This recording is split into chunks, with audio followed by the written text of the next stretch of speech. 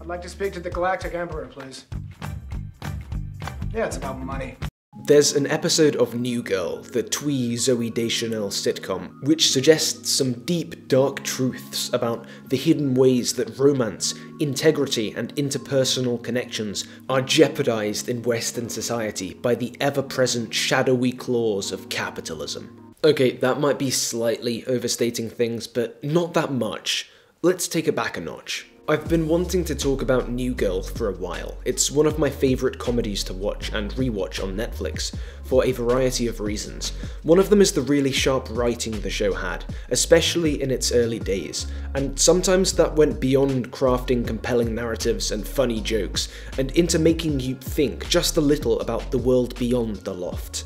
And since people seem to like the last time I talked about the covert impact of economics and capitalism to the world of a beloved TV show, I thought, hey, why not do it again, but this time in live action. And this is a show about millennials living in LA, living with roommates well into your 30s, so of course money is a theme that comes up from time to time.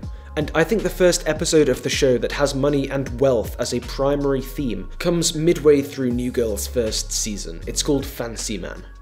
This is the skit which opens the episode, clearly telegraphing the centrality of finance to this story. Hey, sorry, I was just checking your credit score and I got this number that's crazily low, so... Are you kidding me?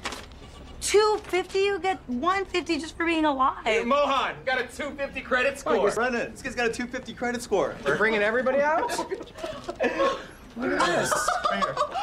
The basic plot of this episode is that Jess, a school teacher, is accosted by Russell, the father of one of her most creative students. He doesn't like the artsy twinge of his daughter's classroom because he's all business and numbers, so he tells Jess that he wants his daughter to be learning fractions and junk instead. Jess refuses, so Russell leaves, but plot twist, according to the head teacher, Russell is one of the school's biggest donors. If he pulls his funding, the school will be broke. Then maybe they'd even have to start doing stuff like saddling kids with huge debts if they can't pay for their lunch.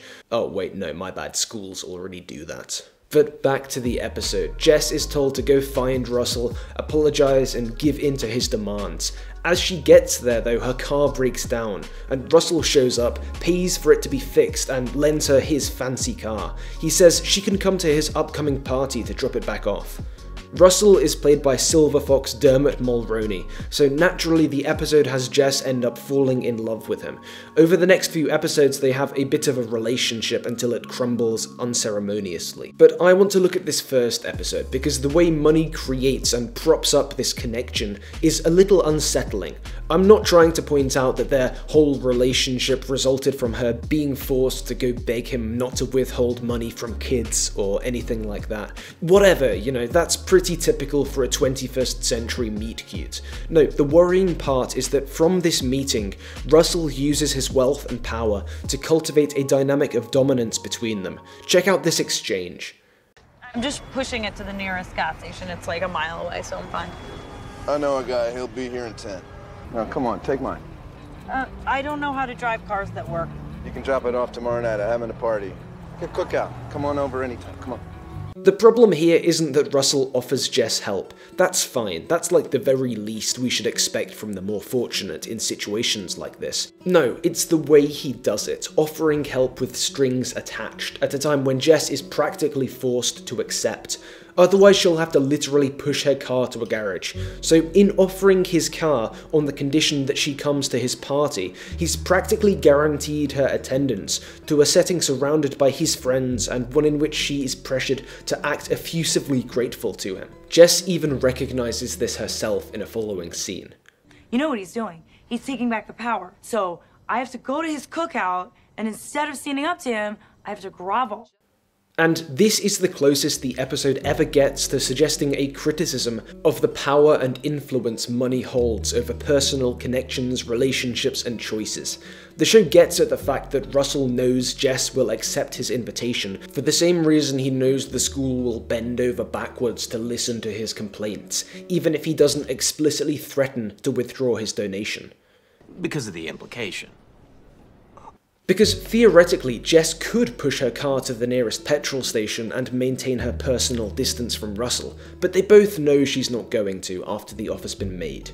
And Jess and her head teacher could carry on allowing the kids in school to be artistic even after the rich donor parent has complained, but Russell knows the school isn't going to risk it. So what we've seen so far in this episode is a testament to the immense power the wealthy can wield over both private individuals and public institutions, without having to spend a penny. But unfortunately, New Girl doesn't ever really commit to this suggestion, because after Jess has voiced her concerns, her friend Cece replies, saying this: "Just a thought. What if he likes you?" Ugh. The rest of the episode is more or less dedicated to rehabilitating Russell, and even undermining the voices we'd heard earlier in the episode expressing criticism for the way Russell wields his wealth. Nick, for instance, the bartender from a working-class background, had initially expressed some pretty based criticisms of Russell and his wealth. This is the problem, Jess. It's rich people. We are right where they want us, Jess, just suckling on the teat of consumerism. Continuing until Nick goes with Jess to Russell's house and literally falls in love with Russell's stuff, like Gollum. And if this weren't played for laughs, it would be a genuinely dark character beat, one you could probably analyse through the lens of commodification or commodity fetishism. But it is played for laughs, so I digress. Laugh at the funny poor man being enthralled by wealth. Jess, too, falls for Russell, and conveniently it turns out that Russell never meant to pressure the school with his money, and that he's a good egg all around. The rest of the episode, and indeed the follow-up, then switches gears, and uses Russell not to represent a rich man, but a man who has his shit together. This is now his key characteristic, and the reason the show's characters rationalise his relationship with Jess. But wait, Russell clearly knew what he was doing by going to pressure Jess at the school. The implication was clear. It doesn't matter that he didn't actually do anything. And yeah, maybe Cece was right, and Russell lent Jess his car not to take away her power on the school issue, but because he fancied her. But that doesn't change the fact that it creates the very power dynamic Jess identified. You know what he's doing? He's taking back the power. So I have to go to his cookout, and instead of standing up to him, I have to grovel. So no, we shouldn't give him a pass for any of this, even if the show tries to persuade us to. And it's pretty weird that the writers would write Russell in this way, and then try to walk it all back. Maybe there was studio pressure to keep everything nice and toothless, especially since this first season was airing not too long after the global financial crisis, and while many Western economies were still, to use the technical term, in the toilet as a result. But I think one thing is clear. In his opus, Postmodernism, or the Cultural Logic of Late Capitalism, cultural theorist Fredric Jameson talks, among many other topics, about how late capitalism, i.e. the global and accelerated form of capitalism which dominated the world in the wake of the Second World War, hasn't just infiltrated the economy, but has also infiltrated the very way our minds work and the ways we form relationships with other people. And I think it's fair to say that we see these invisible tentacles of late capitalism at work in this episode of New Girl, even if the writers try to backpedal on the darker implications of their story by the end. So overall, the show is commendable for at least recognizing the importance of concerns like this, and tracing the outline of a problematic power dynamic created entirely by money. Sadly, it doesn't have the guts at this point to make a particularly strong point with it, despite shows like The Good Place proving that it's absolutely possible to create a sitcom critical of the neoliberal status quo. But New Girl isn't The Good Place, so maybe we should just be happy that a show as funny and heartwarming as New Girl gives us something to think about too, regardless of the underlying intellectual rigor.